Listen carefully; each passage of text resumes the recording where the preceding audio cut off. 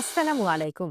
সবাইকে আমন্ত্রণ জানাচ্ছি এবি নিউজ প্রাইম সংবাদে। আপনাদের সঙ্গে আছি আমি সুমাইয়া মেঘলা। শুরুতেই জানিয়ে দেব সংবাদ শিরোনাম। ইসরায়েলের বিরুদ্ধে ঢাকায় বিক্ষোভ, জুম্মার পরে বায়তুল মোকাররম থেকে মিছিল। সারা দেশে পুলিশের বিশেষ অভিযান, গ্রেপ্তার ১,৭৮২ জন।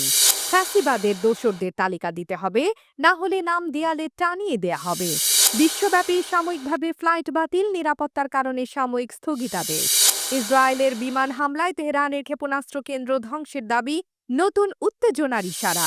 ইরানে ৬ দেশের আনুষ্ঠানিক পদক্ষেপ, সংঘাতে দূতাবাস বন্ধ। নাইম হাসানের ঝড়ে কাবু শ্রীলঙ্কা, লিড পেল বাংলাদেশ। দর্শক, এতক্ষণ শুনছিলেন শিরোনাম, এখন বিস্তারিত। শুক্রবার ২০ জুন জুম্মার নামাজের পর ঢাকার বায়তুল মোকাররমের উত্তর গেটে ৪টি ইসলামী সংগঠন একত্রিত হয়ে ইসরায়েলের বর্বরোচিত হামলার প্রতিবাদে বিক্ষোভ ও মিছিল অনুষ্ঠিত করে। পৃথক পৃথক ব্যানারে তারা এই কর্মসূচি পালন করে, যেখানে তারা ইসরায়েল কর্তৃক ফিলিস্তিন ও ইরানে হামলা বন্ধের দাবি জানান।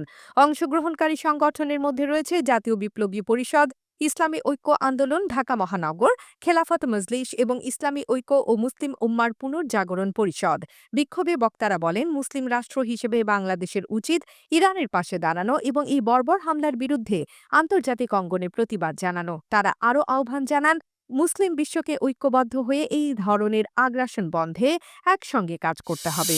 গত ২৪ ঘণ্টায় ঢাকাসহ সারা দেশে পুলিশ একযোগে পরিচালিত অভিযানে মোট ১,৭৮২ জনকে গ্রেপ্তার করেছে। এর মধ্যে ওয়ারেন্টভুক্ত আসামি রয়েছে ১,২০৩ জন, আর অন্যান্য অপরাধে জড়িত ৫৭৯ জন। পুলিশ সদর দপ্তরের AIG media and PR Inamul Haque Sagar শুক্রবার ২০ জুন এ তথ্য নিশ্চিত করেছেন।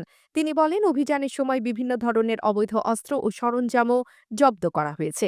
এর মধ্যে একটি বিদেশি পিস্তল, ৯ রাউন্ড গুলি, ২টি একনলা ৪৬ রাউন্ড কার্তুজ, ৪টি রামদা, ৩টি চাকু, লোহা কাটার কেচি, শাবল, এলজি চাপাতি, ছুরি, তরবারি, হাসুয়া, ড্রেগার ও একটি রাইফেলের বাট। অভিযানে উদ্ধার হওয়া এসব অস্ত্রের মধ্যে কিছু অত্যন্ত বিপজ্জনক। এসবের মধ্যে থাকা অস্ত্রগুলো হয়তো নানা অপরাধে ব্যবহৃত হতে পারে বলে পুলিশের পক্ষ থেকে সতর্কতা জারি করা হয়েছে। দেশের সাধারণ নাগরিকরা মনে করেন, এই ধরনের অভিযান অব্যাহত থাকলে অপরাধের মাত্রা কমে আসবে এবং দেশের শান্তি প্রতিষ্ঠা হবে।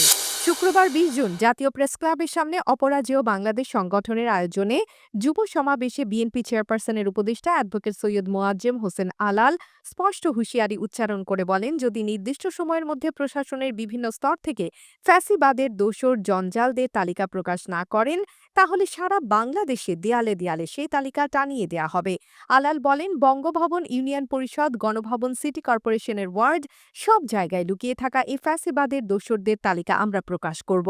কারা এই দোসর, কারা দুর্নীতি করছে, মানুষের অধিকার বঞ্চিত করছে এবং কোথায় কোথায় পুনর্বাসন করছে, এসবের তথ্য আমাদের হাতে থাকলে আমরা তা প্রকাশ করব। যদি এই দাবি জুলাই অগাস্টের মধ্যে পূরণ না হয়, তাহলে আমরা সত্যিকার অর্থে সেই তালিকা প্রকাশ করে দেব। একটা নির্দিষ্ট সময়ের মধ্যে প্রশাসনের বিভিন্ন স্তর থেকে ফ্যাসিবাদের দোসর এই জঞ্জালদের যদি পরিষ্কার না করেন, বঙ্গভবন থেকে শুরু করে ইউনিয়ন পরিষদ, গণভবন থেকে শুরু করে সিটি কর্পোরেশনের ওয়ার্ড পর্যন্ত সব জায়গায় ঘাপটি মেরে লুকিয়ে থাকা এই ফ্যাসিবাদের দোসরদের তালিকা প্রকাশ করে দেব এবং সেই তালিকা জনসমক্ষে সাংবাদিকদেরকে দেব। দেয়ালে দেয়ালে টানিয়ে দিব সারা বাংলাদেশে। কারা কারা ফ্যাসিবাদের দোসর, কারা কারা এখনো ঘাপটি মেরে বসে থেকে দুর্নীতি করছেন, মানুষের অধিকার বঞ্চিত করছেন এবং যেখানে খুশি সেখানে সেই ফ্যাসিবাদের দোসরদের পুনর্বাসন করার চেষ্টা করছেন। সুতরাং সাবধান হয়ে যান, আমাদেরকে যেন সেই শ্বেতপত্র প্রকাশ করতে না হয়, আমাদেরকে যেন সেই তালিকা দিতে না হয়। না, আগস্ট বিপ্লব পালনের সঙ্গে সঙ্গে, জুলাই বিপ্লব পালনের সঙ্গে সঙ্গে যদি এই দাবি পূরণ না হয়, এরপরে আমরা সত্যিকার অর্থেই সেই তালিকা প্রকাশ করে দেব দোসররা কোথায়, কোন পর্যায়ে, কি অবস্থানে রয়েছেন। আজকের এই আয়োজনের জন্য অপরাজেয় বাংলাকে ধন্যবাদ। সবাইকে দেশনেত্রী বেগম খালেদা জিয়া এবং তারেক রহমানের পক্ষ থেকে শুভেচ্ছা। বিশ্বের আকাশে বোয়িং 787 ও 777 উড়োজাহাজের কার্যক্রমে নতুন এক পরিবর্তন এসেছে। অনেক আন্তর্জাতিক রুটে সাময়িকভাবে ফ্লাইট বাতিল এবং ফ্রিকোয়েন্সি কমানোর ঘোষণা দিয়েছে এই উড়োজাহাজ নির্মাতা। এই সিদ্ধান্ত কার্যকর হবে আগামী ২১ জুন থেকে ১৫ জুলাই পর্যন্ত। এয়ারলাইন্স কর্তৃপক্ষ জানিয়েছে, এই পদক্ষেপের পেছনে মূল কারণ হল স্বেচ্ছায় নেওয়া কিছু অতিরিক্ত প্রি ফ্লাইট সেফটি চেক এবং মধ্যপ্রাচ্যের আকাশপথে সাম্প্রতিক নিষেধাজ্ঞার কারণে দীর্ঘ যাত্রার প্রয়োজনীয়তা, যার ফলে যাত্রীদের নিরাপত্তা ও নিরবিচ্ছিন্ন সেবার জন্য এই সিদ্ধান্ত নেওয়া হয়েছে। প্রভাব পড়ছে ৩টি গুরুত্বপূর্ণ রুটে। এই সময়ের জন্য পুরোপুরি বন্ধ থাকবে দিল্লি থেকে কেনিয়ার নাইরোবি রুটের ফ্লাইট। সেই সঙ্গে অমৃতসর থেকে লন্ডনের গ্যাটউইক ও গোয়া মোপা থেকে গ্যাটউইকের ফ্লাইটও স্থগিত থাকবে ১৫ জুলাই পর্যন্ত। এছাড়া অস্ট্রেলিয়ার মেলবোর্ন ও সিডনি রুটে ফ্লাইটের সংখ্যা প্রতি সপ্তাহে ৭ থেকে ৫টি করে কমানো হয়েছে। একইভাবে পূর্ব এশিয়ার টোকিও ও সিওল রুটেও ফ্লাইটের ফ্রিকোয়েন্সি কমানো হয়েছে। বিশেষ করে উল্লেখযোগ্য দিল্লি সিওল ইনচিয়ন রুটে ২১ জুন থেকে ৫ জুলাই পর্যন্ত সপ্তাহে ৩টি করে ফ্লাইট চলবে। এরপর ৬ জুলাই থেকে ১৫ জুলাই পর্যন্ত এই রুটে ফ্লাইটের সংখ্যা বাড়িয়ে সপ্তাহে ৪টি করা হবে। শুক্রবার ইসরায়েলের প্রতিরক্ষা বাহিনী দাবি করেছে তারা তেহরান সহ দেশের বিভিন্ন শহরে হামলা চালিয়ে ৩টি ক্ষেপণাস্ত্র উৎক্ষেপণ কেন্দ্র ধ্বংস করেছে। পাশাপাশি এক কমান্ডারকে হত্যা করার কথাও জানানো হয়েছে।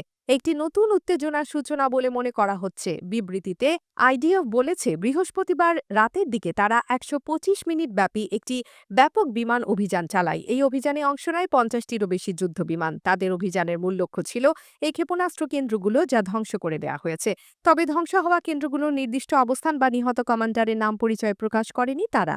আইডিএফ এর ভাষ্য, নিহত এই কমান্ডার ধ্বংস হওয়া কেন্দ্রগুলোর মধ্যে কোনো একটিতে ছিলেন এবং ক্ষেপণাস্ত্র ছোড়ার প্রস্তুতি নিচ্ছিলেন। এ ঘটনার পর তেহরান থেকে এখনও আনুষ্ঠানিক কোনো প্রতিক্রিয়া আসেনি। তবে ভোরের দিকে ইরান ক্ষেপণাস্ত্র দিয়ে বিভিন্ন এলাকায় আঘাত হানতে শুরু করে। অর্থাৎ এই ঘটনার পর থেকে উত্তেজনা ক্রমশ বাড়ছে। এটি বোঝা যাচ্ছে সাম্প্রতিক এই হামলার মাধ্যমে দুই দেশের মধ্যে উত্তেজনা আরও গাঢ় হতে পারে, যা পুরো অঞ্চলের শান্তি ও স্থিতিশীলতার জন্য ঝুঁকির বার্তা। এই পরিস্থিতি আন্তর্জাতিক মহলের নজর এবং সাবধানতার দরকার বাড়িয়ে দিয়েছে, কারণ এগুলো যেন সামরিক সংঘর্ষের নতুন অধ্যায়ের সূচনা না হয়, এমনটাই প্রত্যাশা। বিশ্বের দৃষ্টি এখন ইরানের উত্তেজনাপূর্ণ পরিস্থিতির দিকে কেন্দ্রীভূত হলেও এর প্রভাব স্পষ্ট হয়ে উঠছে রাষ্ট্র দূতাবাসের দিকেও। সংঘাতের কারণে গত বৃহস্পতিবার ও শুক্রবার বেশ কয়েকটি দেশ ঘোষণা দিয়েছে তারা তাদের ইরানস্থ দূতাবাস সাময়িকভাবে বন্ধ করবে।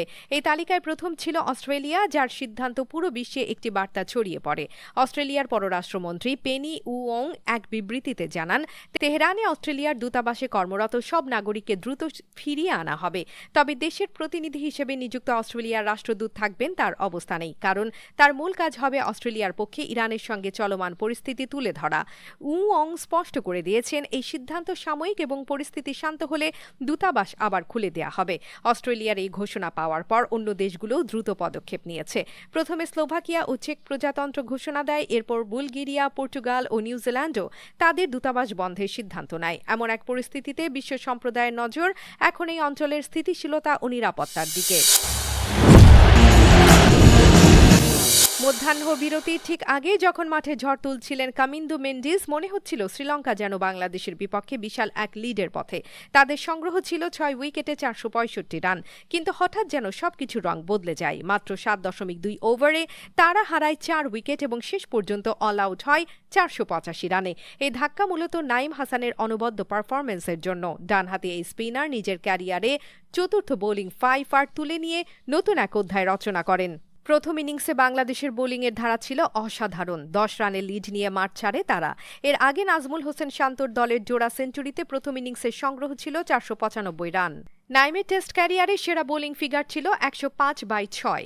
২০২২ সালে চট্টগ্রাম টেস্টে এই স্পিনার শ্রীলঙ্কার বিপক্ষে প্রথমবার ৫ উইকেটের দেখা পান।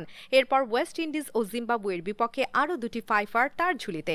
এবার তিনি বিদেশের মাটিতে প্রথম 5 উইকেটের দেখা পান। গতকাল তিনি কেবল দীনেশ চান্দিমালকে আউট করেননি, বরং কামিন্দু, ধনঞ্জয়া ডিসিলভা, থারিন্দু রত্নানায়েকে ও আসিথা ফার্নান্দোকে একে একে ফেরান। দর্শক, এতক্ষণ আমাদের সঙ্গে থাকার জন্য ধন্যবাদ। সর্বশেষ সংবাদ পেতে ভিজিট করুন আমাদের ওয়েবসাইট www.abnewsinternational.com এ। সেই সঙ্গে নিয়মিত ভিডিও নিউজ পেতে আমাদের ফেসবুক পেজ ও ইউটিউব চ্যানেলে চোখ রাখুন।